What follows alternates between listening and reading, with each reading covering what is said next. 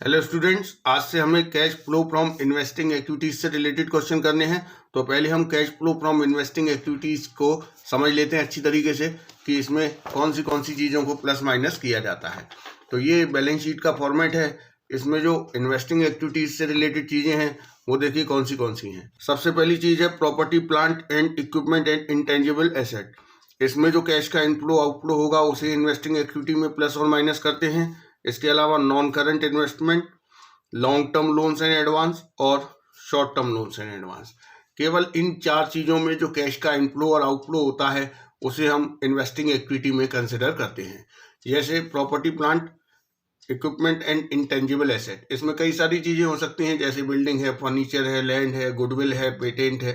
अगर property, plant, equipment में कोई भी चीज़ खरीदी गई है तो कैश का आउटफ्लो होगा, माइनस करेंगे। अगर प्रॉपर्टी, प्लांट, इक्विपमेंट बेचा गया है तो कैश का इनफ्लो होगा, प्लस करेंगे। नॉन करेंट इन्वेस्टमेंट अगर परचेज किया है तो माइनस करेंगे, सेल किया है तो प्लस करेंगे। Long term loans and advance अगर इंक्रीज हो रहे हैं, it mean further loans and advance दिए गए हैं, आउटफ्लो है, माइनस करेंगे। डिक्रीज हो रहा है तो प्लस करेंगे। ऐसे ही short term loans and advance अगर इंक्रीज हो रहा है तो माइनस करेंगे, डिक्रीज हो रहा है तो प्लस करेंगे। तो इन चार चीज़ों में होने वाला कैश का इनफ्लो और आउटफ्लो इन्वेस्टिंग एक्टिविटी में कंसिडर करते हैं। इसके अलावा जो नॉन करंट एसेट पे इनकम जनरेट होती है, जैसे इंटरेस्ट रिसीव हुआ है,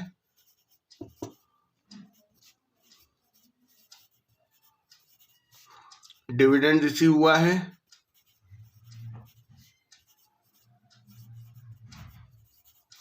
और रेंटल इनकम जो होती है, रेंट अगर रिसीव हुआ है हमें हमारी प्रॉपर्टी को किराए पर देने से, तो ये भी इन्वेस्टिंग एक्टिविटी के इनफ्लो हैं, इन्हें भी प्लस किया जाता है। तो इन्वेस्टिंग एक्टिविटी में केवल इन्हीं चीज़ों को कंसिडर किया जाता है। अब आप इस चीज़ को अच्छी तरीके से समझ लीजिए और फिर हम क्वेश्चन करना स्टार्ट करते हैं। सबसे पहला क्वेश्चन है question number 21। From the following information calculate the amount of cash flow from investing activity. तो यहाँ हम देखते हैं कि इन्वेस्टिंग एक्टिविटी में कितना कैश का इनफ्लो और आउटफ्लो हो रहा है। तो सबसे पहले इन्होंने एक मशीन खरीदी है, मशीन 10 लाख रुपीस की है। Paying 10% immediately in cash and accepting a draft for the balance in favour of the vendor payable after 3 month. तो यहाँ देखिए मशीन तो 10 लाख रुपीस की है लेकिन पेमेंट केवल 10% किया जा रहा है कैश का। तो कैश एंड कैश इक्विवेलेंट केवल 1 लाख रुपए से ही डिक्रीज होगा। मशीन 10 लाख की है लेकिन पेमेंट अभी केवल 1 लाख का किया गया है, बाकी 9 लाख रुपए के लिए एक ड्राफ्ट एक्सेप्ट किया गया है जो कि बिल्स पेएबल है। तो हम देखेंगे इन्वेस्टिंग एक्टिविटी की अगर बात करें तो केवल 1 लाख रुपए का आउटफ्लो हो रहा है। मशीनरी परचेज लिखेंगे, 1 लाख रुपए का आउटफ्लो है, हालांकि मशीन 10 लाख की है लेकिन कैश केवल 1 लाख रुपए पे किया गया है। तो कैश एंड कैश इक्विवेलेंट केवल 1 लाख से ही डिक्रीज होगा। तो यही हमारा आंसर है, 1 लाख रुपए माइनस में, it means cash used in investing activity. तो ये हो गया हमारा क्वेश्चन नंबर 21। अब हम करेंगे question number 22। Mars Limited has plant and machinery whose written down value on 1st April 2022 was 9,60,000 and 31st March 2023 10,50,000. Depreciation for the year 35,000. In the beginning of the year, a part of the plant was sold for 45,000 which had a written down value of 30,000. तो देखिए यहाँ पर हमें एक plant and machinery का opening और closing balance दिया है और डेप्रिसिएशन की इंफॉर्मेशन दी है और प्लांट एंड मशीनरी के एक पार्ट को सेल करने की भी इंफॉर्मेशन दी गई है। तो यहाँ हम प्लांट एंड मशीनरी का अकाउंट बना लेंगे और पता करेंगे कि क्या कैश का इनफ्लो और आउटफ्लो हो रहा है।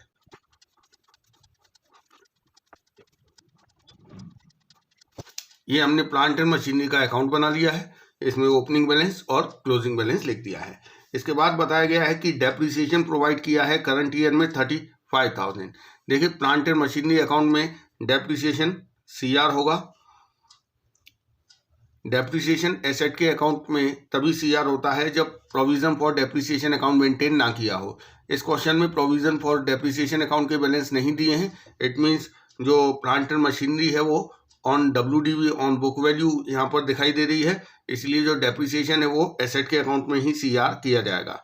अगर provision for depreciation account maintain करते हैं तो उस कंडीशन में एनुअल डेप्रिसिएशन को प्रोविजन फॉर डेप्रिसिएशन अकाउंट में सीआर किया जाता है, एसेट के अकाउंट में सीआर नहीं करते हैं। तो ये डेप्रिसिएशन हमने सीआर कर दिया है। इसके बाद बताया गया है कि एक पार्ट है प्लांट एंड मशीनरी का जिसको सेल कर दिया गया है 45,000 में, तो बाय बैंक लिख देंगे हम 45,000, और इस पार्ट की जो रिटन डाउन वैल्यू थी वो थी 30,000। इट मीन्स इस पार्ट को प्रॉफिट पर बेचा गया है। 30,000 की रिटन डाउन वैल्यू का प्लांट 45,000 में बेचा गया है। तो जो गेन है 15,000 वो पीएनएल में ट्रांसफर होगा, पीएनएल के सीआर में, इसीलिए प्लांट एंड मशीनरी अकाउंट में डीआर किया जाएगा इस गेन को। 15,000 का गेन है। तो ये जो क्वेश्चन में इंफॉर्मेशन दी थी वो हमने प्लांट एंड मशीनरी अकाउंट में पूरा कर दिया है। इसके बाद अब देखिए यहाँ पर डेबिट में डिफरेंस आ रहा है, क्योंकि क्रेडिट साइड का टोटल है 11,30,000 और डेबिट का टोटल है 9,75,000। तो 1,55,000 का डिफरेंस है। ये हमें पता चल गया कि करंट ईयर में कितने का प्लांट एंड मशीनरी परचेज किया गया है। तो ये परचेज का अमाउंट हमें मिल गया बैलेंसिंग फिगर में। तो यहाँ से देखिए हमें पता चल गया कि प्लांट एंड मशीनरी 1,55,000 का करंट ईयर में परचेज किया गया है और 45,000 का सेल किया गया है। अब हम cash from investing activity calculate करेंगे। तो देखिए यहाँ पर plant and machinery sold, sale कितने का किया है 45,000 का, ये इनफ्लो है। परचेज किया है 1,55,000 का, ये आउटफ्लो है, माइनस में दिखाएंगे। और नेट हमारा आंसर आ रहा है 1,10,000, माइनस में आ रहा है, तो हम लिखेंगे cash used in investing activity. तो ये हो गया हमारा क्वेश्चन नंबर 22। अब हम करेंगे question number 23। From the following information calculate cash flow from investing activities. तो यहाँ पर देखिए हमें इन्वेस्टमेंट इन 10% डिवेंचर दिया है, जो कि एक नॉन करंट इन्वेस्टमेंट है, और एक लैंड एंड बिल्डिंग दिया है, जो कि property plant equipment and intangible asset वाले हेड में आता है। तो इनमें जो कैश का इनफ्लो और आउटफ्लो हुआ है उसमें उसे हम इन्वेस्टिंग एक्टिविटी में प्लस माइनस करेंगे। इसके बारे में बताया गया है। Half of the investment held in the beginning of the year was sold at 10% profit. कि जो ओपनिंग बैलेंस था इन्वेस्टमेंट का, उसके आधे इन्वेस्टमेंट 10% प्रॉफिट पर बेच दिए गए हैं। लैंड बिल्डिंग पे डेप्रिसिएशन लगाया गया है और इंटरेस्ट रिसीव हुआ है इन्वेस्टमेंट पर। तो देखिए हम अकाउंट बनाएंगे इन्वेस्टमेंट इन 10% डिवेंचर और लैंड एंड बिल्डिंग का। पहले हम इन्वेस्टमेंट का बना लेते हैं। इसका ओपनिंग बैलेंस हमें दिया हुआ 5 लाख,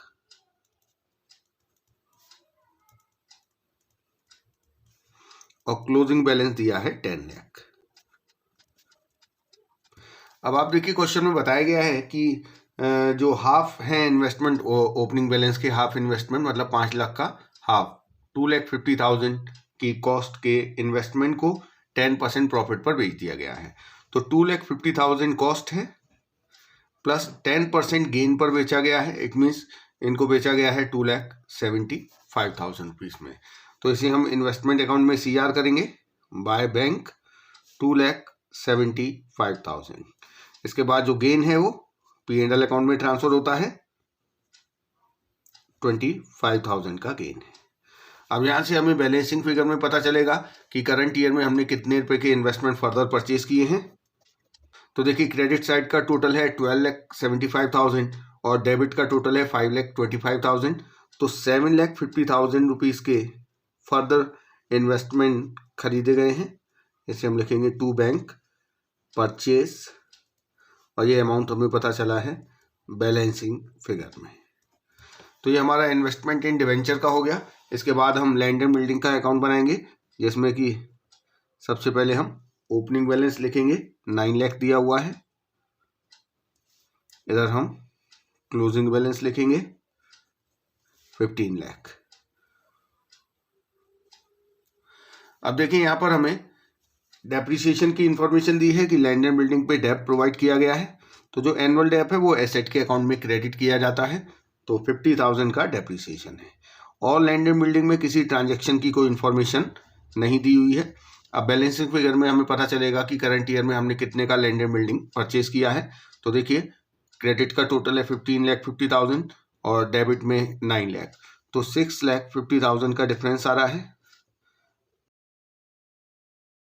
ये हमारा लैंड एंड बिल्डिंग परचेज का अमाउंट है कि हमने 6,50,000 की land and building current year में परचेज की है। अब हम कैश फ्लो स्टेटमेंट बनाएंगे और उसमें हमें केवल इन्वेस्टिंग एक्टिविटी को ही करना है। तो cash from investing activity calculate करने के लिए हम इन्वेस्टमेंट में देखते हैं क्या सेल परचेस हुआ है। तो देखिए 7,50,000 के इन्वेस्टमेंट परचेज किए हैं, तो ये हमारा आउटफ्लो है। और 2,75,000 के इन्वेस्टमेंट सेल किए हैं, ये हमारा इनफ्लो है। इसके बाद लैंड एंड बिल्डिंग में 6,50,000 की लैंड एंड बिल्डिंग परचेज की है, ये हमारा 6,50,000 का आउटफ्लो है। इसके अलावा इन्वेस्टिंग एक्टिविटी में आता है इंटरेस्ट इनकम, डिविडेंड इनकम और रेंटल इनकम। तो यहाँ पर हमें इंटरेस्ट के बारे में बताया गया है कि इन्वेस्टमेंट पर करंट ईयर में 75,000 का इंटरेस्ट रिसीव हुआ है, जो कि हमारा इन्वेस्टिंग एक्टिविटी का इनफ्लो है। इसे हम ऐड करेंगे।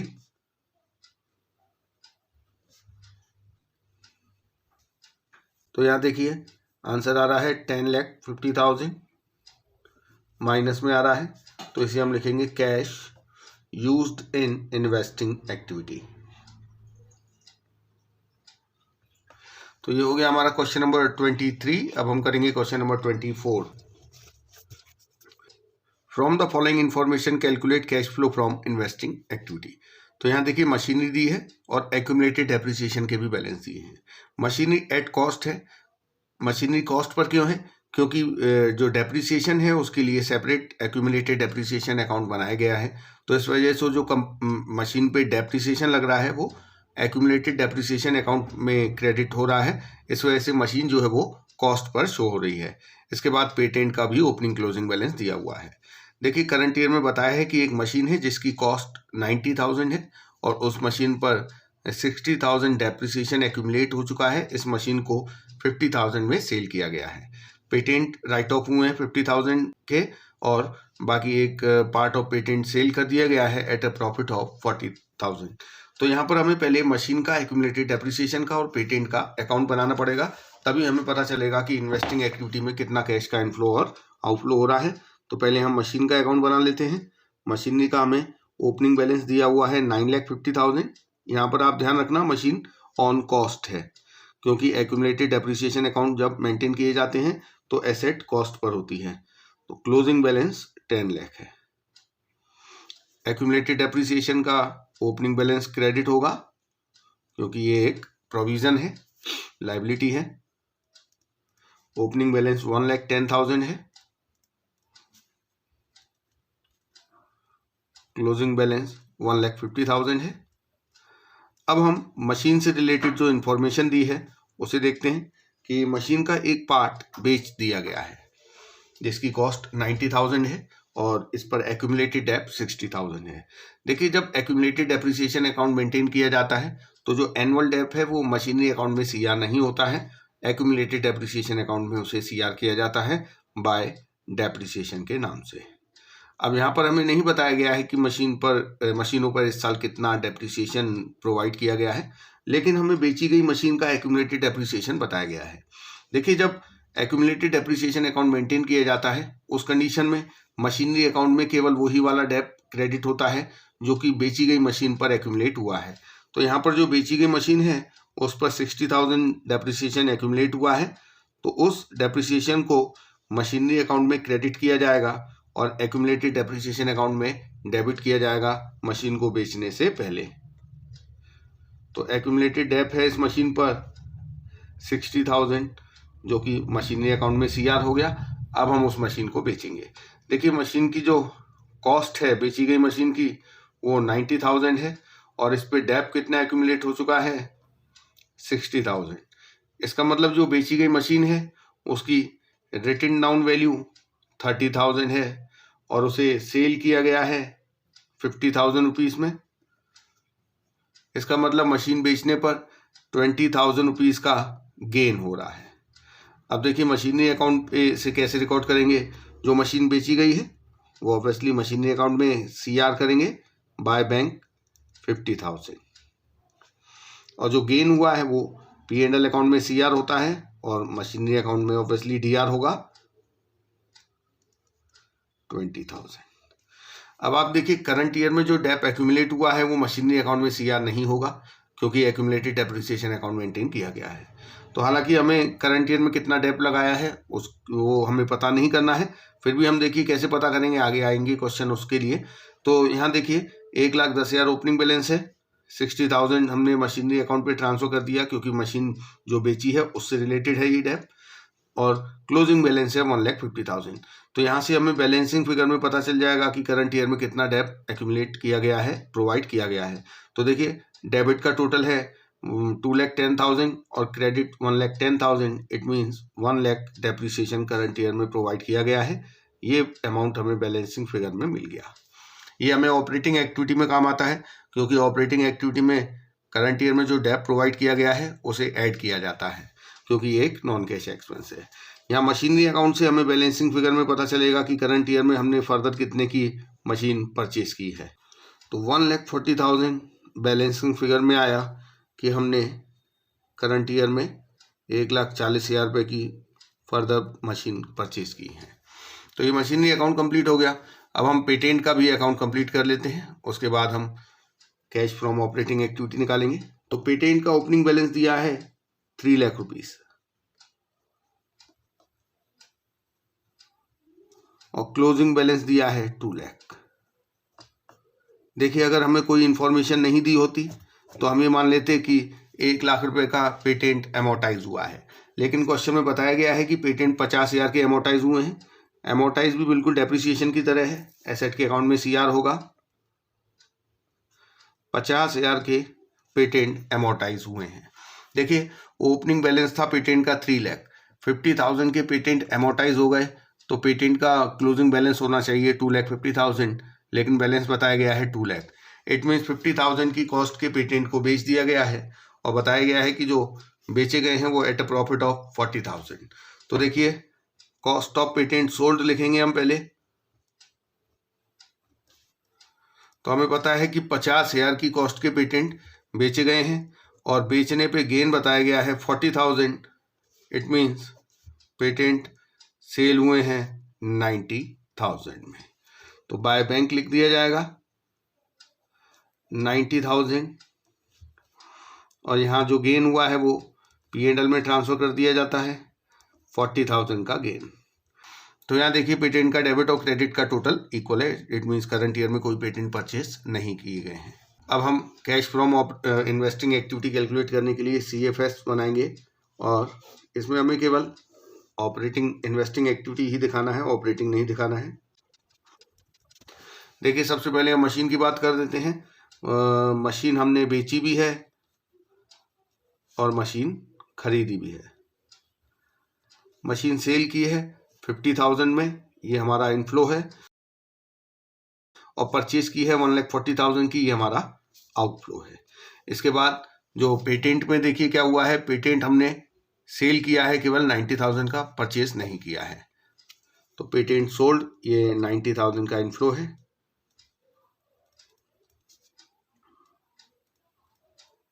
यहाँ देखिए अब हम टोटलिंग करेंगे तो 50,000 एंड 90,000 प्लस में 1,40,000 प्लस और 1,40,000 माइनस, तो हमारा आंसर निल आ रहा है। कैश फ्रॉम इन्वेस्टिंग एक्टिविटी निल। तो ये हो गया क्वेश्चन नंबर 24। अब हम करेंगे question number 25। Wellprint limited has given the following information. यहाँ देखिए मशीनरी का ओपनिंग क्लोजिंग बैलेंस और एक्यूमुलेटेड डेप्रिसिएशन का ओपनिंग क्लोजिंग बैलेंस दिया है। देखिए एक्यूमुलेटेड डेप्रिसिएशन या प्रोविजन फॉर डेप्रिसिएशन का बैलेंस दिया है, इसका मतलब जो एसेट है उसे कॉस्ट पे शो किया गया है। तो यहाँ पर हमें मशीनरी और एक्यूमुलेटेड डेप्रिसिएशन का अकाउंट बनाना पड़ेगा। उसके बाद हमें बताया गया है कि करंट ईयर में एक मशीन है जिसकी कॉस्ट है 25,000 और उस पर डेप्रिसिएशन एक्यूमुलेट हो चुका है 15,000, इसको सेल कर दिया गया है 13,000 में। हमें cash from investing activity calculate करना है, तो पहले हम अकाउंट बना लेते हैं मशीनरी का। तो ये देखिए हमने ओपनिंग और क्लोजिंग बैलेंस लिख दिया, ऐसे ही एक्यूमुलेटेड डेप्रिसिएशन का भी हम बैलेंस लिख देंगे। तो देखिए हमें बताया गया है कि जो एक पार्ट है मशीन का उसे बेच दिया गया है, उसकी कॉस्ट है 25,000 और उस पर डेप्रिसिएशन एक्यूमुलेट हुआ है 15,000। देखिए जब एक्यूमुलेटेड डेप्रिसिएशन अकाउंट मेंटेन किया जाता है तो उस कंडीशन में मशीनरी अकाउंट में केवल बेची गई मशीन का एक्यूमुलेटेड डेप सीआर होता है। तो यहाँ पर जो बेची गई है मशीन उसका जो डेप एक्यूमुलेट हुआ है वो मशीनरी अकाउंट में ट्रांसफर किया जाएगा 15,000। ये मशीनरी अकाउंट में सीआर होगा बाय एक्यूमुलेटेड डेप्रिसिएशन के नाम से। इसके बाद अब हम उस मशीन को बेचेंगे। मशीन को बेचा गया है 13,000 में, तो बाय बैंक 13,000। अब हम कैलकुलेट करेंगे कि मशीन को बेचने पर क्या गेन हुआ है या लॉस। तो देखिए जो मशीन की कॉस्ट है वो बताई गई है 25,000 और उस मशीन पे डेप्रिसिएशन एक्यूमुलेट हो चुका है 15,000। तो इस मशीन की रिटन डाउन वैल्यू हो गई 10,000 और इस मशीन को सेल किया गया है 13,000 में। इट मीन्स इस मशीन को बेचने पर 3,000 रुपये का गेन हुआ है जो कि मशीनरी अकाउंट में डीआर किया जाएगा P&L के नाम से गेन। तो ये हमारा बेचने से रिलेटेड जो ट्रांजैक्शन है वो रिकॉर्ड हो गया। अब देखिए जो एनुअल डेप्रिसिएशन है वो मशीनरी अकाउंट में सीआर नहीं होगा क्योंकि एक्यूमुलेटेड डेप्रिसिएशन अकाउंट मेंटेन किया गया है। तो उस कंडीशन में जो एनुअल डेप्रिसिएशन है वो एक्यूमुलेटेड डेप्रिसिएशन अकाउंट में सीआर होगा। अब एनुअल डेप्रिसिएशन हमें नहीं बताया गया है तो देखिए वो हमें बैलेंसिंग फिगर में मिल जाएगा। डेबिट का टोटल है 30,000, क्रेडिट का है 25,000।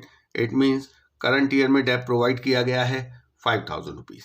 और मशीनरी अकाउंट से हमें बैलेंसिंग फिगर में पता चलेगा कि करंट ईयर में हमने फर्दर कितने की मशीनें खरीदी हैं। तो ये हमें बैलेंसिंग फिगर में पता चलेगा।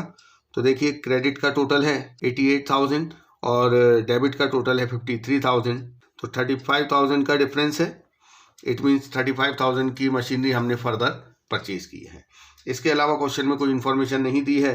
तो कैश फ्रॉम इन्वेस्टिंग एक्टिविटी निकालने के लिए अब हम कैश फ्लो स्टेटमेंट बनाएंगे। केवल हमें इन्वेस्टिंग एक्टिविटी को दिखाना है।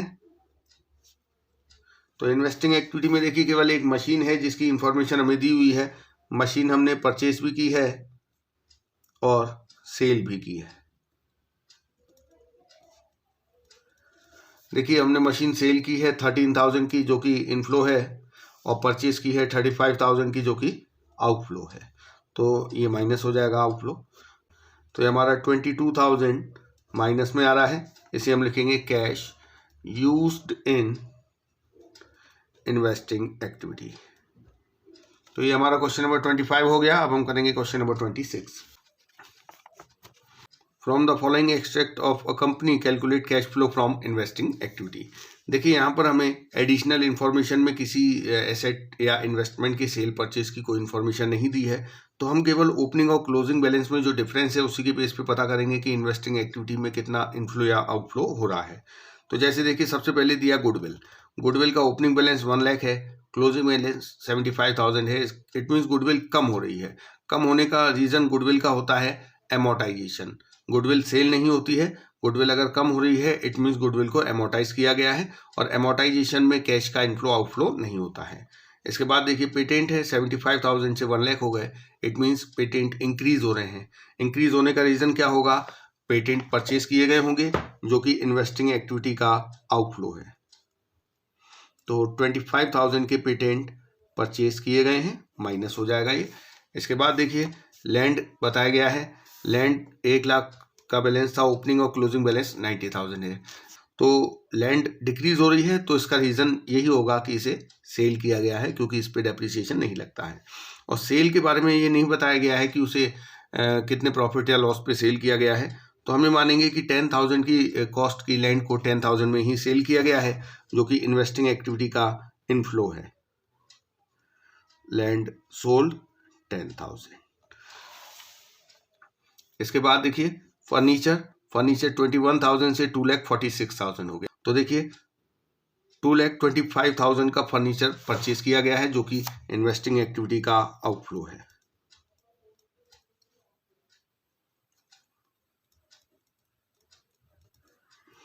इसके बाद देखिए प्लांट एंड मशीनरी दी है net means provision for depreciation account maintain नहीं किया गया है। तो ओपनिंग बैलेंस भी 2 लाख है, क्लोजिंग बैलेंस भी 2 लाख है। तो यहाँ पर कोई इनफ्लो आउटफ्लो नहीं हो रहा है।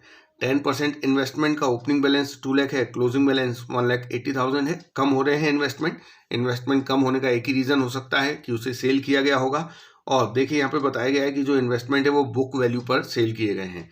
इट मीन्स 20,000 की कॉस्ट के इन्वेस्टमेंट बेचे गए हैं और वो 20,000 में ही बेचे गए हैं, कोई गेन या लॉस नहीं हुआ है। तो इन्वेस्टमेंट सेल करना इन्वेस्टिंग एक्टिविटी का इनफ्लो है, प्लस किया जाएगा। इसके बाद देखिए एक्रूड इंटरेस्ट ऑन इन्वेस्टमेंट, इसका क्या ट्रीटमेंट होगा।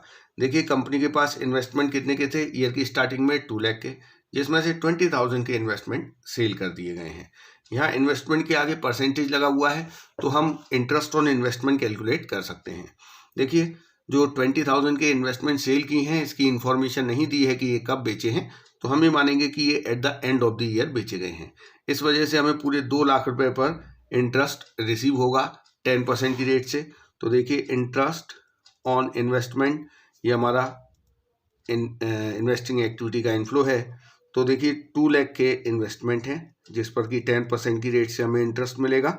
तो इंटरेस्ट ऑन इन्वेस्टमेंट हो गया 20,000, लेकिन एक्रूड इंटरेस्ट बताया गया है 6,000 at the end of the year. 6,000 का इंटरेस्ट ऐसा है जो एक्रूड है। एक्रूड मीन्स ऑन कर लिया लेकिन रिसीव नहीं हुआ है, तो ये 6,000 माइनस हो जाएगा।